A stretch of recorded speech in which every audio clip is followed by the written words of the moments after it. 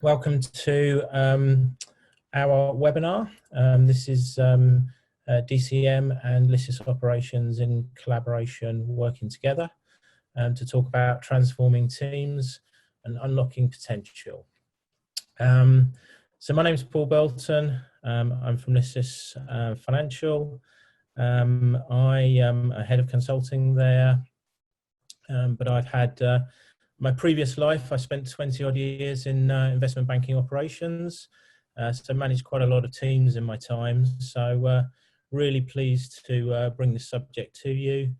We've been running a campaign, which you may have seen on LinkedIn, talking about unlocking the potential of teams and also tying that into the kind of remote working environments. So hopefully we'll be able to talk to you a little bit more about that today.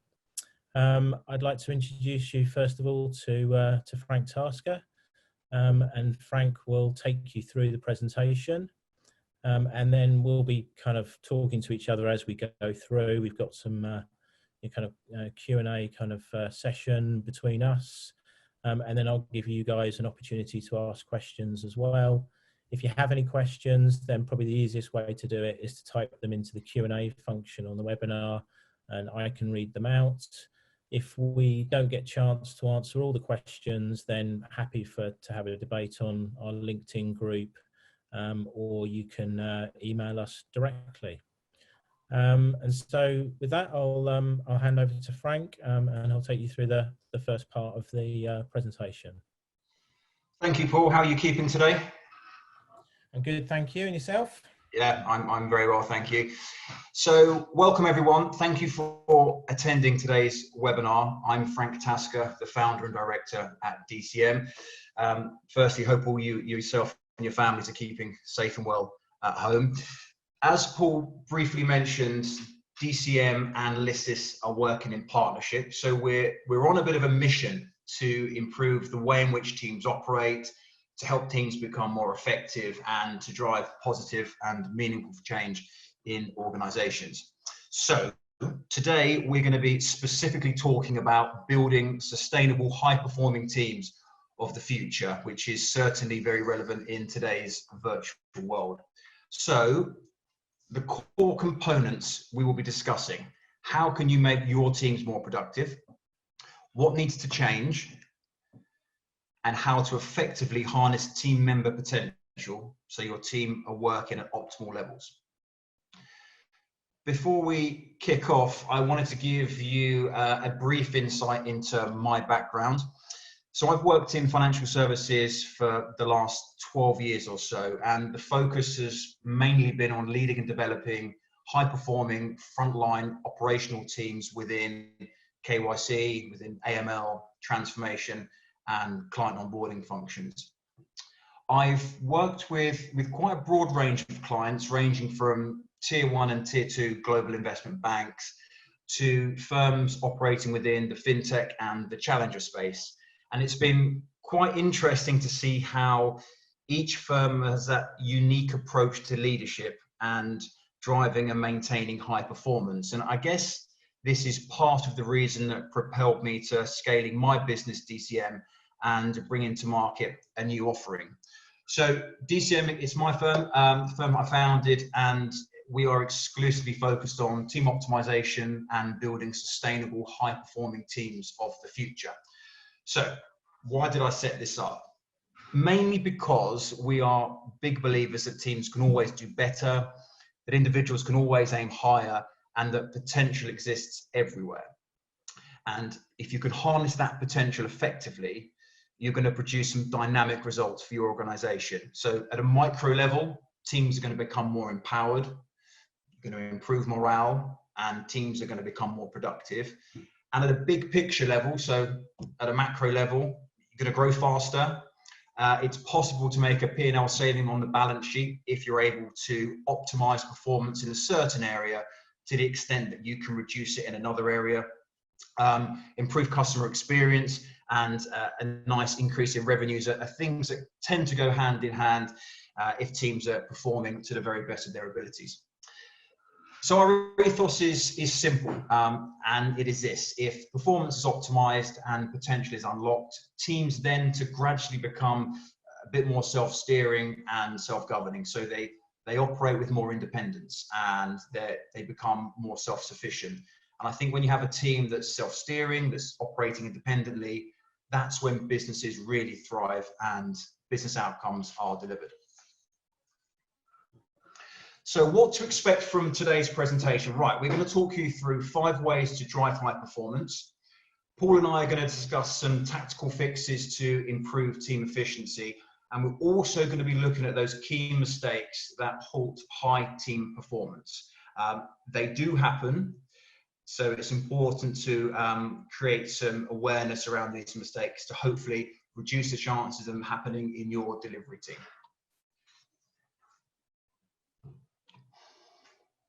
So let's kick off then with some analytics. And we believe that an example delivery team of 20 is broadly segregated into 4 categories. So you have that top 15%, those 3 real key people.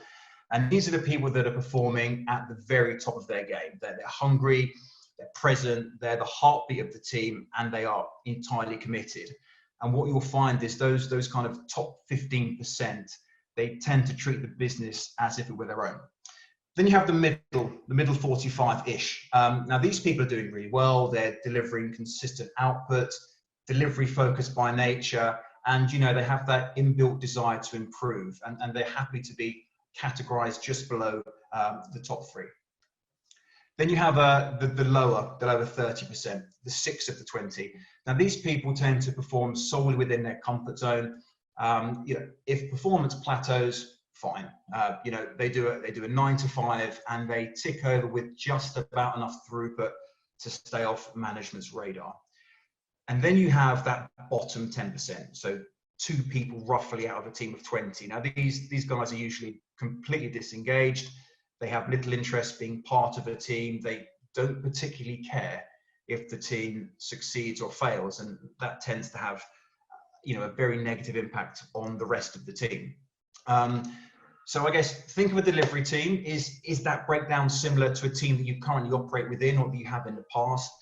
And our desire is that for all team members to be operating within that green zone. So over time, the reds move into the yellows, yellows into the blues, blues into the green. And, just think for a moment what the wide-reaching positive impact would be if all team members were operating within that green zone in terms of, amount of clients onboarded, quality, expert analysis, teams becoming more focused and more driven.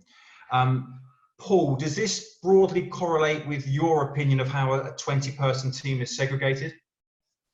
Yeah, no, I think this is pretty reasonable, Frank. I mean, the way I was looking at this is it's quite interesting the way you've split it up, because a lot of people, firstly, that middle and lower tier, is the core of your business, right? And I think that a lot of people lump those together. And I quite like the way that you kind of got those 4 boxes, if you like, and moving people around the organization. If I think about, my experience as a manager, I think what happens, the tendency is to spend a massive amount of your time on the top 15% and the bottom 10%. They're the people that seem to take the most amount of the management bandwidth. And I think that, that people do need to be aware of that kind of, the lifeblood, as I said, the middle tier, and how to engage them and how to motivate them. It's not a problem motivating that top 15%. In fact, actually, the effort there is to keep them, in a position where they're continuing to grow, and they don't get stagnant, right? What you don't want is that top 15%, falling back into the middle, because they get disillusioned that they're not being given opportunities, right? And I've had examples of people who've left organizations because they've been in that top 15%, and sometimes, that's the right thing for them to do, and to move on. And just, one other thought, Frank, on this is that bottom 10%, right? I have a very positive spin on this. I think there's a role for everybody. And I think that often the people in the bottom 10% are the people who are not necessarily either in the right role, or they don't have the skills for the role. And if they don't have skills for the role, then often they get disillusioned and demotivated. And I think it's about making sure that you identify the reasons why people are in this bracket, and really kind of, understand the motivations and understand what you can do to get the best out of them. I'd agree completely. Those 10%, right? You're absolutely right. Is it, you need to get to the root cause? Is it a case of attitude, or is it a case of ability? Both of which can be worked on. And if it's a case that bottom 10% don't feel they're supported, or they're struggling with something in their personal life, then it's the leaders, it's a manager's responsibility to find out what's up, what personally motivates them. And if there's cooperation, right, so if they do want to improve, then let's put a plan in place. Let's try and support them, do things differently, provide some variety in their role, and that will hopefully transition them from the bottom, moving up into the lower and the middle tiers over time. And just on this slide, Frank, just on these criteria, I mean, what sort of criteria would you use to bracket people into these categories? What sort of performance criteria are you using? Well, you would look at fundamentally their output. So if you're talking in a KYC perspective, the amount of clients they're onboarding, or the amount of refreshes they're getting through, the amount of quality that they're producing, which suggests a level of understanding. It suggests a level that you're very upskilled, that you take pride in your work. You'd also look about how committed they are in supporting other people, taking on additional responsibility, and just day to day trying to create positive change. So that top 15%, if you can get people that really try and create change on a day-to-day basis, they want to go above and beyond, right, and show that level of discretionary effort that we sometimes see in these delivery teams. Cool. Okay. Cool. Thanks, Paul. All right, on to the next slide then. So building high-performing teams of the future. So look, I'm someone who's very pro-business. I like dynamic teams operating at pace with a real sense of purpose, and delivering good numbers and good levels of quality, as I'm sure you do. I think there's some smart ways to go about achieving that, and Paul and I have put together 5 core components that really help to build high-performing teams. So let's kick off with a shared vision. So firstly, really important to co-create that vision with your team. So the focus is not necessarily day to day, it's kind of big picture. So you're connecting people with a vision so they feel part of that journey. And that vision is ingrained through the daily regular interactions you're going to have with your team. So that's first and foremost, creating that shared vision. The second part is around trust. And successful teams have what's called psychological safety, and it's a culture that's characterized by interpersonal trust and mutual respect, in which people are comfortable being themselves. And if you're in a team of people who are comfortable being themselves, they're more likely to take appropriate and calculated risks, right? They're more likely to expose their vulnerabilities, and that's what you want. You want a team that's going to be pushing boundaries. A team that's built on mutual trust, you're not going to have too many conflicts within that team. And really important to respect your employees' time, their opinions, and their ideas. So trust, mutual trust, flowing throughout a project team is a huge part in building high-performing teams. So the third part is around transparency, and this is about trying to create immediate transparency and accountability. So keeping your team present, focused, and in the moment. And there's a number of things you can do within your operational setup to improve transparency, such as fast meetings. You can run goal clarity sessions. You can have daily pledging, daily response updates, all useful ways of improving transparency that you can absolutely still do in today's virtual world. It's just about keeping things interactive so everyone's accountable, And, you know, it's encouraging the team to be open about their achievements and any mistakes they've made. Mistakes are a fact of life. Let's not cover them up. Let's bring them to the fore. Let's talk about them. And that's how you get teams really thriving and delivering. Number 4 is around building a winning mentality. So look, it's just about having that inbuilt determination to succeed, right?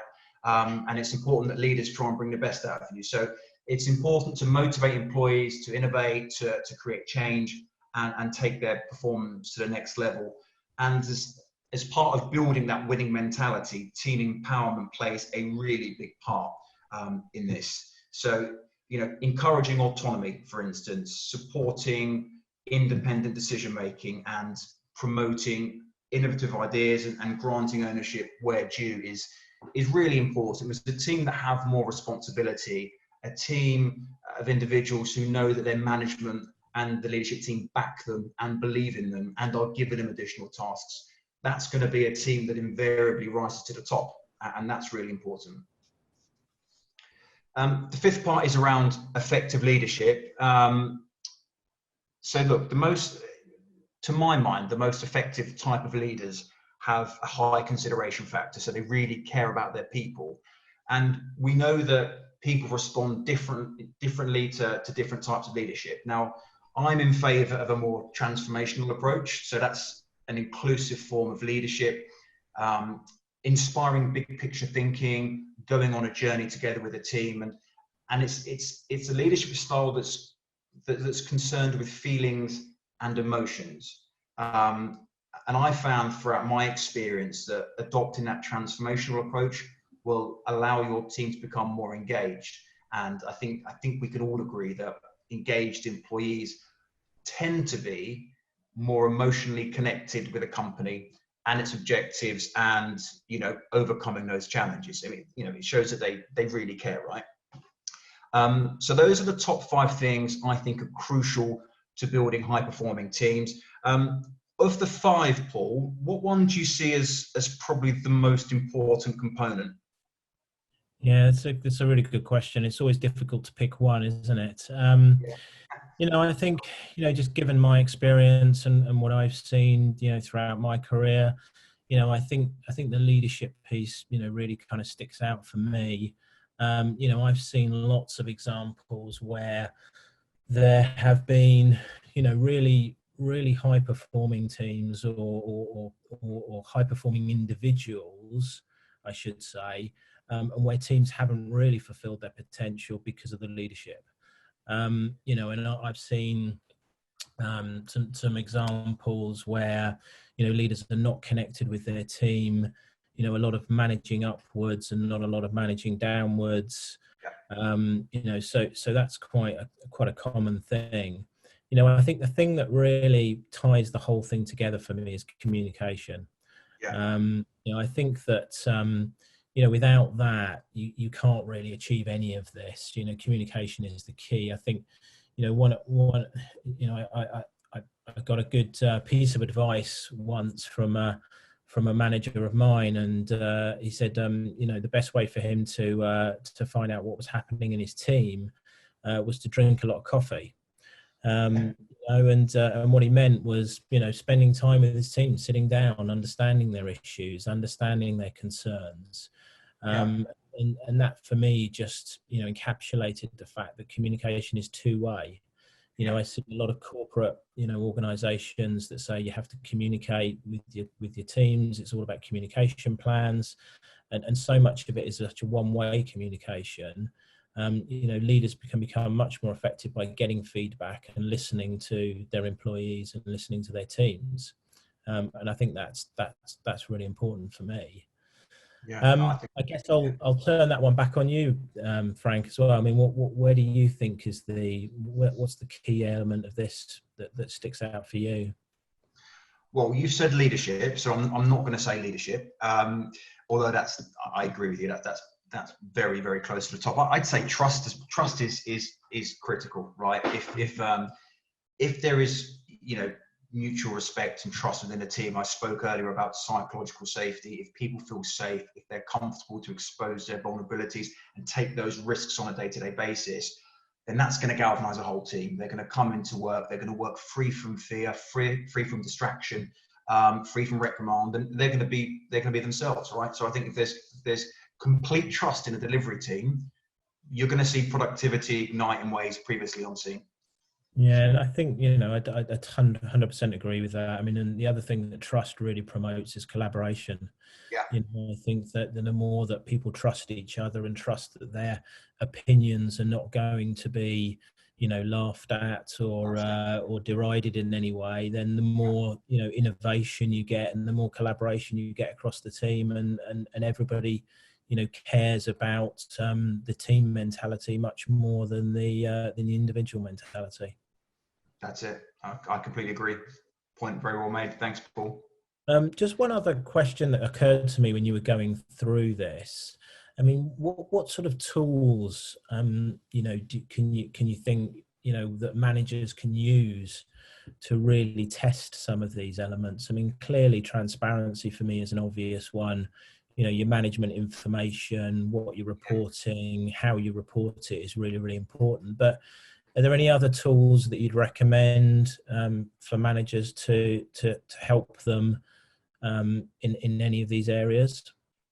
I don't have any tools off the top of my head that I can recommend. I can certainly go away and think about that. With regards to a shared vision and a winning mentality, that largely comes down to culture, which I guess would be measured over time at appropriate points by internal functions within an organization. Look, I guess if there is complete trust, if there is a winning mentality, if there's effective leadership, you're going to see the fruits of that in output, in productivity. You're going to have lower attrition. You're going to have a completely revolutionized team. So I think you'll see a lot of those soft improvements happening over time. Yeah, I suppose there's another way, isn't there? I mean, I guess taking pulse checks on your teams, getting feedback, 360-degree feedback, all of those types of things are all things that give you clues as to which ones of these things are working and which ones are not, right? Yeah, exactly. Yeah. Exactly. Okay, awesome. On to the next slide. So this is mistakes, 6 mistakes that split high-performing teams. So some of these mistakes and what I'm about to describe, it may sound obvious, but they do happen.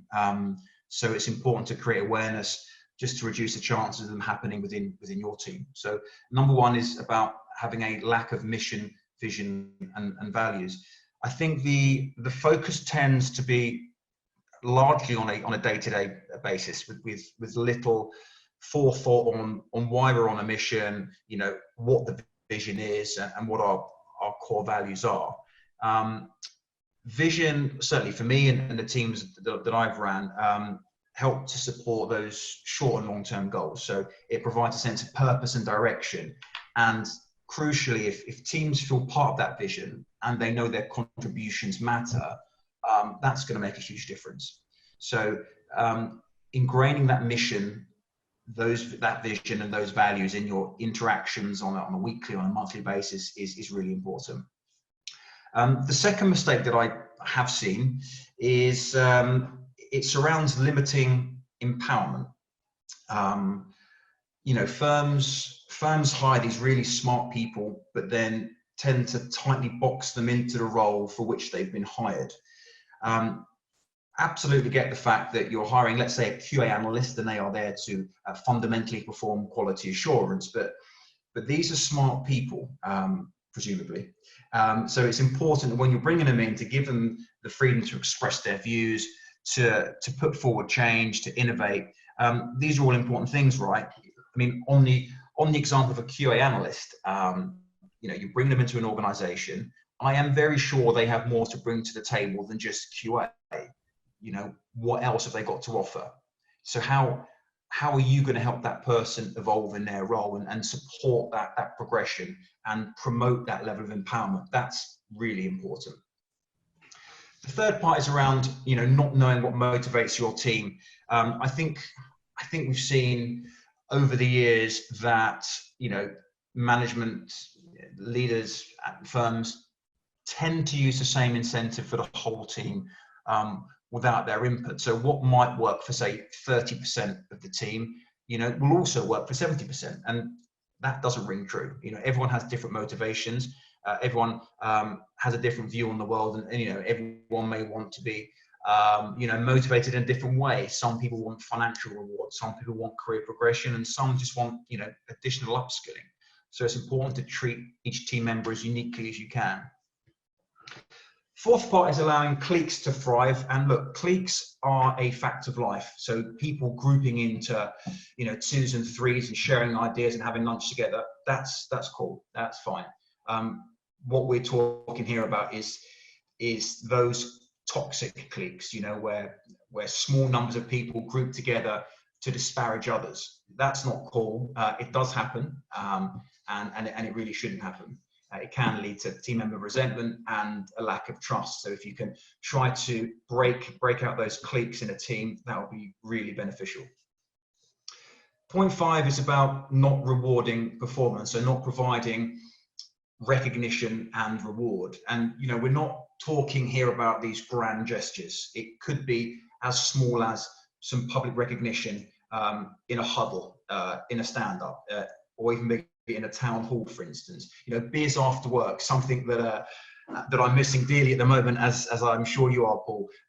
Or just forms of small incentive month on month. I remember when I was working for an American investment bank 7-8 years ago, it was probably one of the most fast-paced operational environments in which I worked, and it was full on. I mean, it was a pressure cooker day in, day out, and there wasn't much by way of feedback from the management structure. And one day I remember really well, it was a Friday afternoon, the ED of the firm walked past and just said, I think he gave me a little shove on the shoulder, in fact, and I'm cool with that. He said, "Good job, Frank." And that meant a lot. Just those two words, "good job," really meant a lot. So it sounds obvious, doesn't it? But it doesn't always happen. So rewarding performance, in gestures or verbally is really key. And the last part is around, again, in a similar way, it's about neglecting team members' welfare. Again, this just comes down to, knowing your team beyond a professional capacity. So what makes them tick, what are their motivations, and by understanding them a little bit more, you're going to create a bond with them. And if you create a bond with them, they're going to get to like you more. And if you have some good camaraderie between you both, and there's a good understanding and a good vibe, that's then going to lead to them applying themselves. That's going to lead to high productivity. They're going to want to perform for you. So there's some real benefits of just getting to know your guys on the ground as well as you possibly can. Paul, how do you think firms can avoid some of these mistakes? What are your thoughts on this? Well, I think the first thing is acknowledging them, right? I think learning from the mistakes of the past is such a key thing. I think that it's one of my frustrations, I think, of working in banking for many years was we do a lot of learning from mistakes when there were risk incidents, or there were losses, or there were unhappy clients, but we didn't do a lot about looking at the team mentalities and learning from mistakes of poor performing teams or demotivated teams. And I think it's really important to recognize what these mistakes are and how they happen. Often they're not anybody's fault, and that's something that you need to understand. If somebody comes in, and you're managing a team, and somebody comes into you and says, how have you managed to let this clique thrive, for example? Sometimes it isn't your fault. Sometimes you don't know about it, right? And it's just about understanding how these things happen. I think the empowerment one was really interesting for me. Nobody likes micromanagement, as lots of people have told me over the years. But sometimes it's important to recognize when people need help and when they don't, and just getting that balance right. And I think that's really important, because one person's empowerment is another person's kind of disinterest, if you like. And I've had managers who said that they delegate everything, and what that actually meant is they actually didn't do any work. So you have to be really careful with these and make sure you do turn them into a positive. Not knowing what motivates your team, again, that's back to the communication and the feedback. Talking to people, understanding the motivations, understanding what makes them tick, and also putting that in context of all of the rest of the team and how they interact with each other. And then the other one that really kind of that resonated for me is the performance piece. Your little story there was great. I've got lots of those where a thank you or a recognizing performance in front of others is something that is very much overlooked, particularly in our industry. And I think that I've seen a lot in my career where people have been much more motivated by that recognition than they have necessarily by pay. And I think that the reward in terms of salary and bonuses and all those types of things, again, if that is transparent and is actually linked to performance, then I think you get a better result than if it's not, right? I agree. And because people see the value of the effort. So look, this is really important, and I think it's some really good tips here of just little things to look out for, right? That are just telltale signs and red. We work in a job where red flags are really important, and we're really good at spotting red flags when it comes to money launderers or financial crime, but not so good at spotting red flags when it comes to our team and our fellow colleagues, right? And I think it's everyone's job in the team to recognise this and identify it as much as it is just the leader's job, right? Correct. I think that's a very, very solid point there. These are the people that are kind of the heartbeats on the ground, right? They're the most important commodity, so it's very important to support them, understand what's going on in real detail. They're your team, right? You need to look after them. Yeah, exactly. Okay, awesome. On to the next slide. And this talks about some methodology. So we have developed some methodology which essentially helps to change the way that we feel about ourselves. So our thinking is that if you want a team to routinely produce exceptional results, then you need to activate the right triggers. So you need to press the right buttons and pull the right levers that are going to maximize that productivity. So we have, over the years of leading and developing high-performing teams, we've kind of pinpointed 4 essential triggers that allow teams and individuals to really perform at the top of their game. And these triggers are confidence, empowerment, motivation, and engagement. And it's a valuable piece of psychology to consider when you're actually building high-performing teams. And we're not claiming that this is cutting edge or original, but what I think it is, it's fundamentally overlooked by quite a few firms, and it's really important to invest focused time in your team to help them become better. So, what could be done right here, right now, to help teams become more confident, more empowered, more engaged? So you could, for instance, as of Monday, if you wanted to, grant ownership of some new tasks within your team. Give someone, a new domain of responsibility.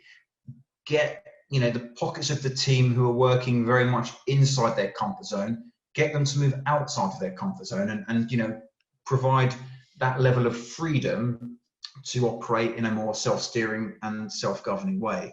I think if you do that, then gradually you're going to help build and improve confidence. People are going to feel confident working within your team. They're going to feel confident taking those appropriate risks. They're going to feel confident that if they make a mistake, there's not going to be any serious level of reprimand. They're going to feel empowered to innovate and think big and think creatively. And if you, as a leader, I guess, can provide the platform from which they're able to do that, then productivity will ignite. And it's really important. And again, it does sound obvious, but I think in some organizations, the emphasis on driving confidence, boosting motivation,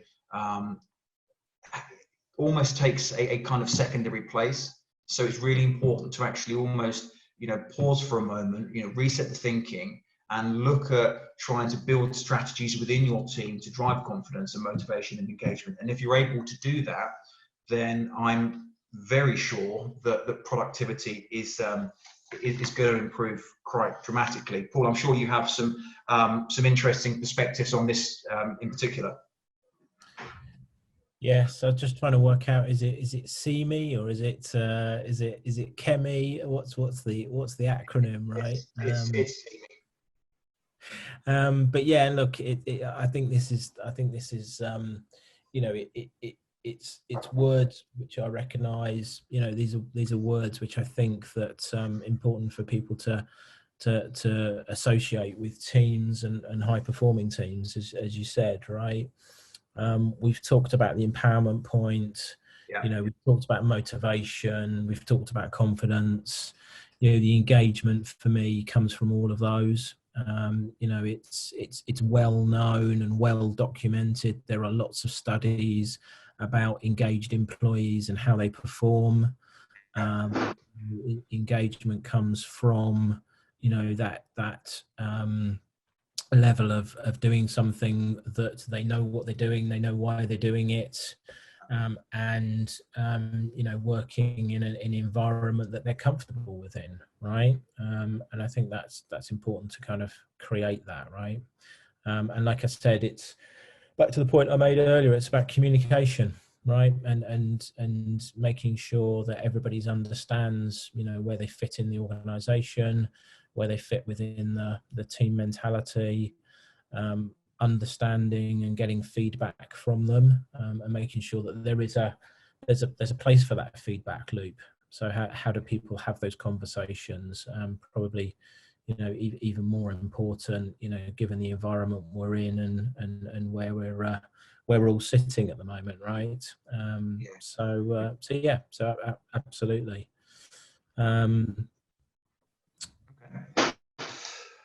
Well, the next slide is I guess it's about any questions that any of our webinar guests would like to raise.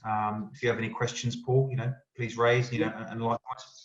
Yeah, so I've everybody's on mute at the moment. So what I've done in previous webinars is I've asked people to put the questions on the Q&A section, and I can read them out.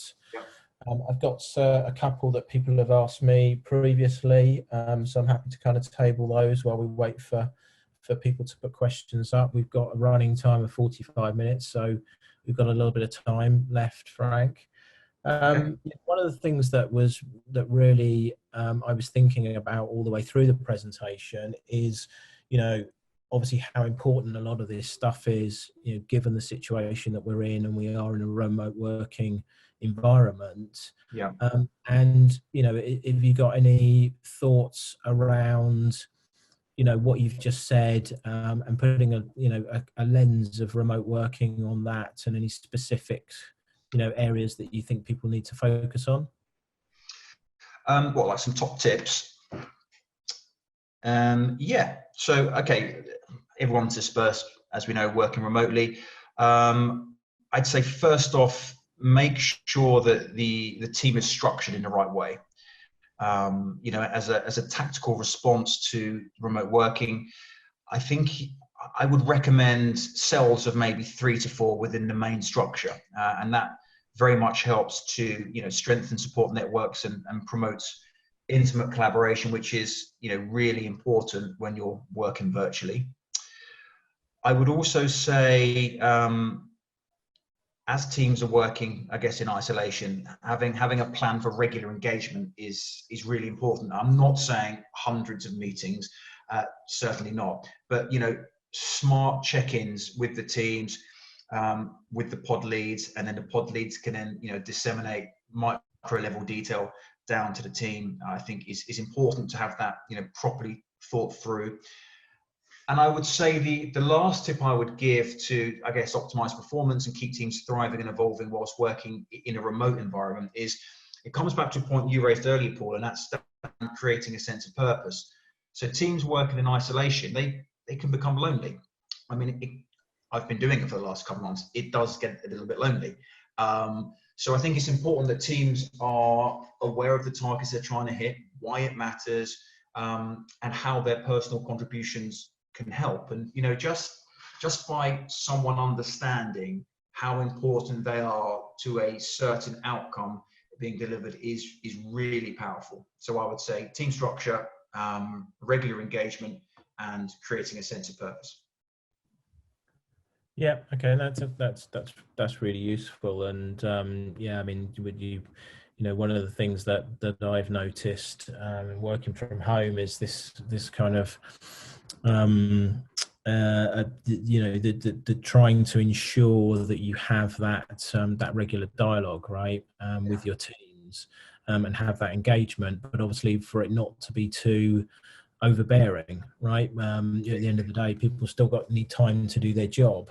If you're forever, you know, having to jump on webinars and Zoom meetings, then that can be quite distracting, right? So it's about finding that right balance, isn't it? And ensuring that you've got those right checkpoints.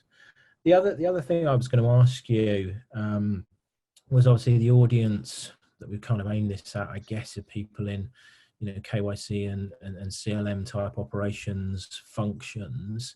Obviously that's your background. I've spent less time in that world, but I've got a pretty good idea around, you know, what the key challenges are. I mean, is there any specifics, you know, that you would point out in that you know, financial crime world that might be important for people to look at in terms of the stuff that we talked about?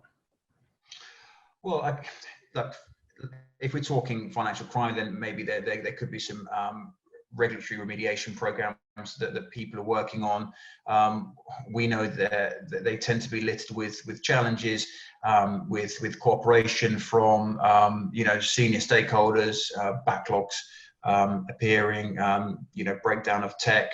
So all I would say in that regard is that when you're working in an environment such as, you know, the financial crime environments that we are used to, where, you know, delivery is non-negotiable and you have to, you know, really optimize effort in every possible part of your day-to-day working life, then you need to really have a proper structure. You need to make sure that you have a good team dynamic, that there's a plan for regular engagement. And if you have that in place, that's going to improve a number of areas of your financial crime remediation program. It's going to help you be more efficient when working in a, you know, client onboarding function, for instance. So that's so a happier team makes a more compliant team. Then is that what you're saying? I reckon. What do you reckon? Do you agree with that one? You think that's Definitely, kind of close to okay, and then just I'm going to ask you one final question to wrap it up. What would be your, you know, kind of one thing that you want people to take away from this webinar? If there's one thing that they remember, you know, what would you want that to be, Frank? Good question, that one. I would say to really think about leadership, certainly in today's virtual world. So for me, leadership is not about rank or authority. It's about, you know, taking responsibility for your team. And, you know, it's important to remember that anyone in any team, at any rank, at any level, can be a leader. So I'd say certainly in the times we're living in at the moment, you know, work closely with them, you know, help your team to become awesome and give them that platform to improve. Excellent. All right. Well, great advice there. Thank you very much. Just checking, I don't have any other questions from the participants. I appreciate everybody taking time out of their day on a Friday. In the current environment, I know everybody's busy. We're going to have a recording of this on, I believe that we'll put that out there on LinkedIn and on our website.